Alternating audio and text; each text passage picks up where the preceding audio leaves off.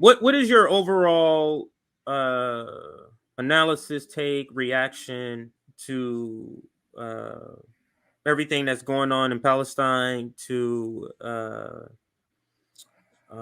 how the media has been covering, and also how our government is marching in lockstep with the vote to classify anti-Zionism as anti-Semitism, and a couple of other resolutions they voted on. So our government is wholly owned by one of the most powerful, if not the most powerful lobby on the planet, and that's APAC.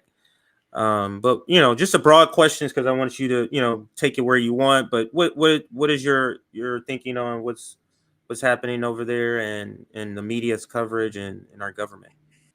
I just keep hearing those last words from Rafat. Mm-hmm. Because I think like everyone who's probably watching this right now, like most people I've talked to, I think that's something I want to remind us all is like, don't let the corporate media coverage and the consensus, the ghoulish consensus in Washington, and the sort of disconnect between the people who in Mm-hmm. power and everyone else, like, they're on a different, like plane, but like your average person, I think, is feeling the same thing, which is like, my God, like it can, is someone going to stop this? How can we stop this? Like that, Rafat's dead. Like he Mm-hmm. is one among thousands. He felt like go like the whole point of the organization We Are Not Numbers is to share those individual stories like we were talking about in the beginning. Like I feel Mm-hmm. like, I don't know, maybe that's also why this is affecting me so much and I'm freaking crying, like is like the work that they do, like like we were talking about, like I feel in solidarity with anyone and everyone around the world who is like trying to do that work of saying we are not numbers. And like imagine what that means in the context in which these stories from Gaza are told, and the necessity of saving those stories so that they're not lost. But think of the thousands of stories that are being lost right now. Think of the thousands of lives.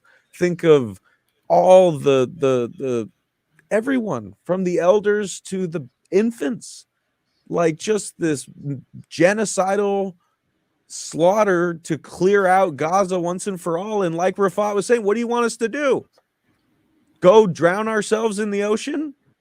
Like that's the plan, apparently, is to just like use this as an excuse to bomb the living shit out of a people who have already been penned into an open air prison and had an embargo around them, and like living in the greatest squalor one can imagine. 50% unemployment rate, half the population's children.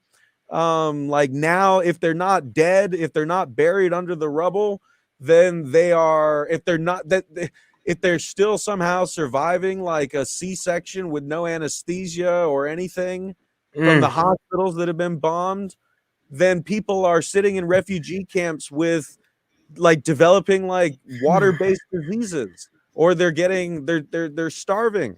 I mean, like, because they can't get aid, because like this is a horror show. This is it. This is what you always asked yourself, in elementary school when you learned about the atrocities of history, which was, what did people do at the time?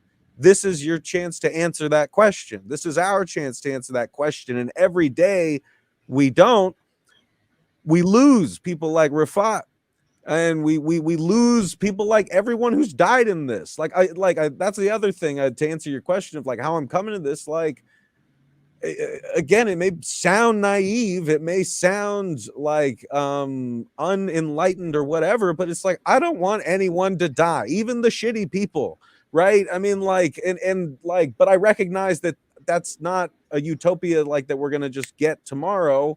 But I Right. like to just start from that basic impulse of like, how do I minimize the death here? How do I stop all these kids from being slaughtered?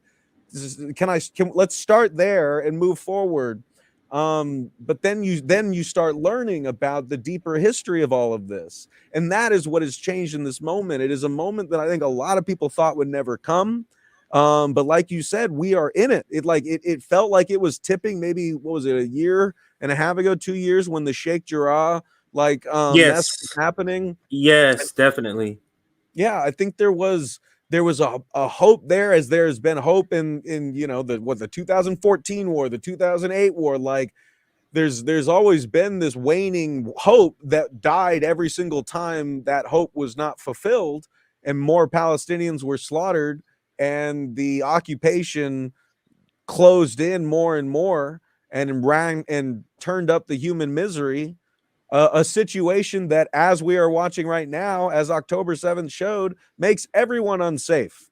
It makes all of us unsafe. If this shit boils over into like a global conflict, well, it's already all of our Yeah. problem. It's already all of our problem, because again, we are part of a human race that is doing this to ourselves.